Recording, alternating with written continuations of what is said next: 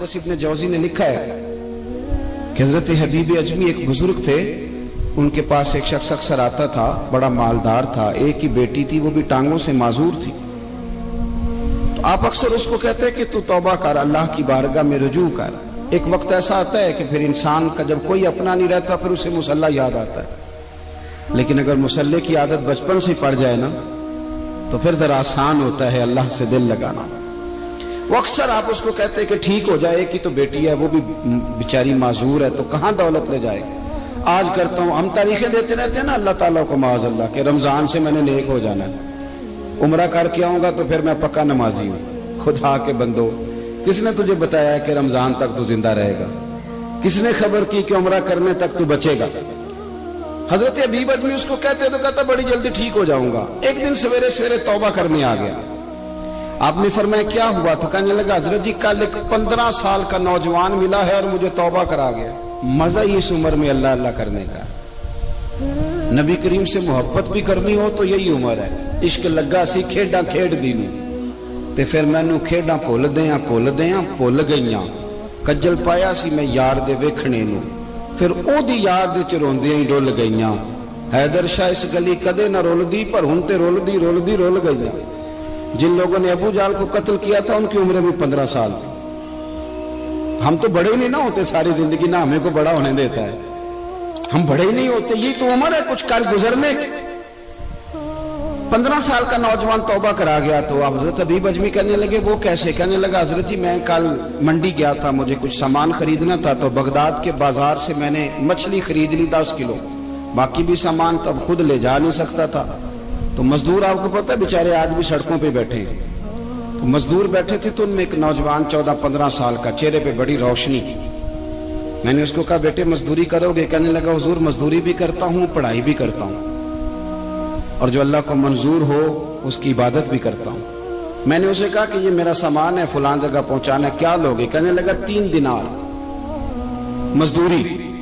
سودا طے ہو گیا، اس نے سامان اٹھا لیا۔ کہتے ہیں رستے میں ظہر کا وقت ہو گیا، کہنے لگا چچا اگر اجازت دو تو نماز پڑھ دوں۔ 15 سال کا جواب۔ کہتے میں رکھ کے نا وہاں سامان تو پھٹے پہ بیٹھ گیا، وہ نماز پڑھنے چلا گیا، باقی لوگ دیر سے آئے، وہ بچہ جلدی آ گیا۔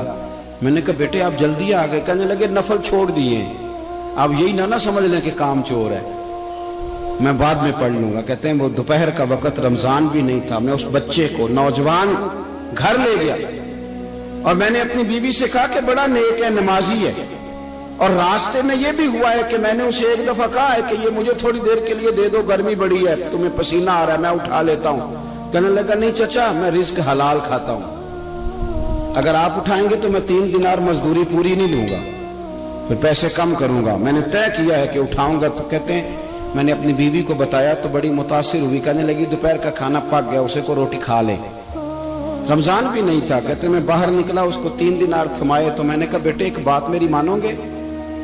کہنے لگا بتائیے۔ میں نے کہا کھانا پکا ہے کھا لو۔ کہنے لگا میں معافی چاہتا ہوں، میں نے روزہ رکھا ہوا ہے۔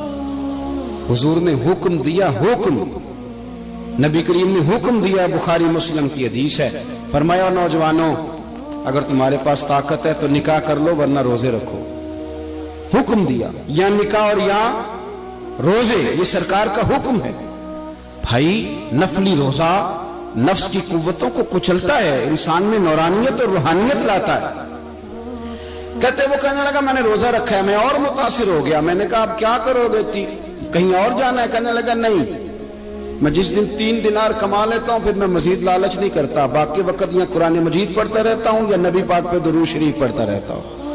آپ بتائیں تو میں نے کہا کہ افطار میرے ساتھ کر لو۔ کہتے ہیں میں اسے مسجد چھوڑ آیا اور خود میں لوٹ آیا، افطار کے بعد میں اسے لایا، کھانا کھلایا، عشاء پڑھی، اس کا گھر دور تھا، میں نے ڈرائنگ روم کھول دیا، بیٹھک کھول دی، وہیں وہ سو گیا۔ میری 20 سال کی معذور بچی کبھی چل نہیں سکتی تھی، کوئی طبیب کوئی حکیم میں نے چھوڑا نہیں تھا جس کو دکھایا نہ ہو، ایک ہی بیٹی وہ بھی معذور پیدائشی۔ اس کے کمرے میں گئے، میاں بیوی اسے کھانا کھلا اور بتایا بیٹے ایک نوجوان ہے، بڑا نیک ہے، ہمارے گھر میں آج بڑا پرہیزگار۔ پتہ ہے حضور نے کیا فرمایا؟ نبی کریم فرماتے ہیں جب نوجوان اٹھ کے تہجد پڑھتا ہے نا نوجوان، تو اللہ فرشتوں کے سامنے اس نوجوان پر فخر فرماتا ہے۔ اللہ فخر کرتا ہے کہ عمر دیکھو اور دیکھو یہ میری بارگاہ. اللہ فخر کرتا ہے, اللہ یعنی خدا خود میرے مجلس بود, اللہ فخر کرتا ہے. اب سوچے تو ہم نے اپنی بیٹی کو بتایا کہ نوجوان اور بڑا نیک ہے, تو کہتے ہیں وہ کھانا کھلا کے ہم واپس آ گئے. آدھی رات کا وقت ہوا تو دروازے پہ دستک ہوئی. بچی اپنے کمرے میں سو رہی تھی, ہم اپنے کمرے میں, وہ بیٹھک میں. گھبرا کے اٹھے کہ اس وقت کون ہے دروازے پہ؟ تو بیٹی کہنے لگی ابا دروازہ تو کھولنا. کہتے ہیں دروازہ کھولا تو 20 سال ہو گئے تھے بیٹی کو, کبھی اس نے چل کے نہیں دکھایا تھا, کبھی دوڑ کے ادھر جاتی, کبھی ادھر آتی. کہتی الحمدللہ اللہ نے میری ٹانگیں ٹھیک کر دی. ہم دونوں رونے لگے, اے اللہ تو کتنا کریم ہے, کیسے ہوا بیٹے سارا کچھ؟ بیٹی کہنے لگی ابا آپ نے کہا تھا نا کہ نیک نوجوان آیا ہے, تو میرے دل میں خیال آیا اللہ اگر واقعی نیک ہے تو اس کے صدقے مجھے شفا ہی دے دے. یا ایھا الذین آمنوا اتقوا اللہ وابتغوا الیہ الوسیلہ. تو کہنے لگی ابھی میری دعا بھی پوری نہیں ہوئی تو رب کریم نے فضل کیا ہے اور مجھے شفا عطا کر دی. کہتے ہم دوڑ کے اس کے کمرے میں گئے اور جب ہم نے ہاتھ رکھا تو دروازہ پہلے سے کھلا تھا, ایک خط چھوڑ گیا تھا. آج کل کے پیر کی کرامت ہوتی تو فیس بک پہ دے دیتا, باقیوں کو بھی ذرا بھول پتا چلے.